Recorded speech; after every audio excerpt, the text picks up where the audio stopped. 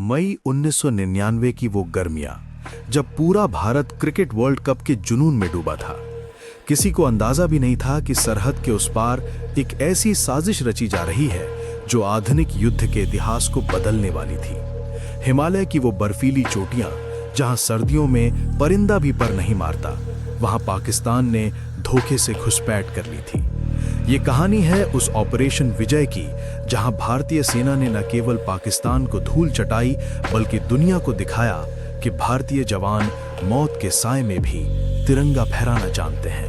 चलिए जानते हैं कारगिल युद्ध की वो पूरी दास्तां जो रोंगटे खड़े कर देगी। फरवरी 1999, भारतीय प्रधानमंत्री अटल बिहारी वाजपेयी लाहौर बस यात्रा पर थे। दोनों देश शांति का संदेश दे रहे थे, लेकिन दूसरी तरफ Pakistani army chief general Parvez Musharraf operation Badr की फाइलें तैयार कर रहे थे। पाकिस्तानी सेना का प्लान बड़ा और खतरनाक था। उन्होंने सर्दियों में खाली पड़ी भारतीय चौकियों पर कब्जा कर लिया। उनका मुख्य लक्ष्य था NH-1D हाईवे को काटना, जो श्रीनगर को लेह से जोड़ता है। अगर वो इसमें कामयाब हो जाते तो लद्दाख का भारत से संपर्क पूरी तरह कट जाता। ये भारत की पीठ में छुरा घोंपने जैसा था। 3 मई 1999 को बटालिक सेक्टर में ताशी नामग्याल नाम के एक चरवाहे ने अपनी दूरबीन से कुछ संदिग्ध लोगों को देखा। उन्होंने तुरंत सेना को खबर दी। जब कैप्टन सौरभ कालिया 5 जवानों के साथ पेट्रोलिंग पर गए तो उन्हें पाकिस्तानी घुसपैठियों ने घेर लिया। कैप्टन तालिया और उनके साथियों को 22 दिनों तक बंधक बनाकर रखा गया और उनके साथ जो बर्बरता हुई उसने पूरे देश का खून खौला दिया। अब यह साफ हो चुका था कि ये कोई छोटी घुसपैठ नहीं बल्कि एक सुनियोजित युद्ध है।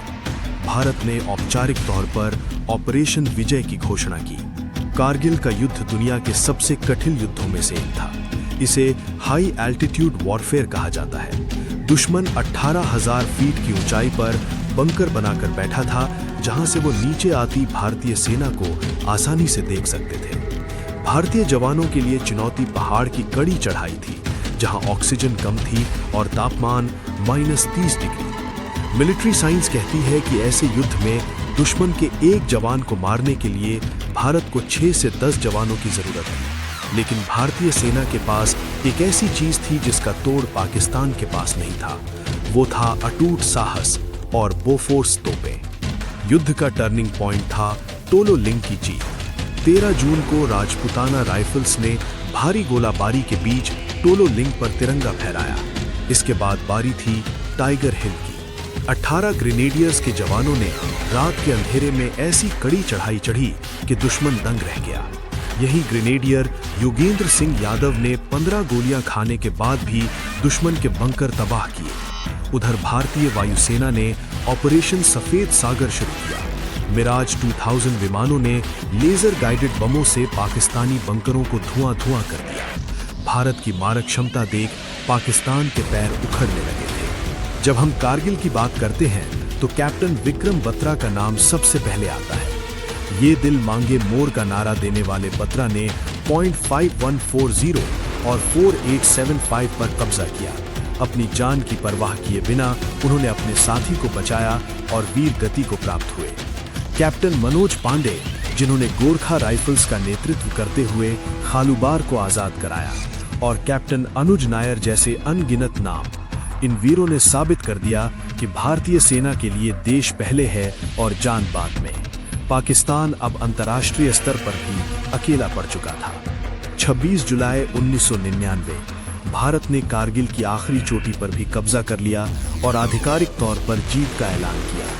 इस युद्ध में हमने अपने 527 जांबाज सपूतों को खोया और 1300 से ज्यादा जवान घायल हुए। पाकिस्तान की हार इतनी शर्मनाक थी कि उसने शुरू में अपने सैनिकों के शव तक लेने से मना कर दिया था। आज भी कारगिल की हवाओं में उन शहीदों की वीरता की गूंज सुनाई देती है। यह युद्ध केवल जमीन का टुकड़ा वापस लेने की लड़ाई नहीं थी, बल्कि भारत के गौरव की रक्षा थी। अगर आज आप आजादी की सांस ले रहे हैं तो उन जवानों की वजह से जो सरहद पर पत्थर बनकर खड़े रहे। जय हिंद। अगर आपको हमारे वीरों की ये कहानी गर्व से भर दे तो इस वीडियो को लाइक करें और कमेंट में उन शहीदों के लिए एक सल्यूट जरूर लिखें। चैनल को सब्सक्राइब करना न भूलें ताकि हम ऐसी ही प्रेरणादायक कहानियां आप तक लाते रहें। फिर मिलेंगे। जय भारत।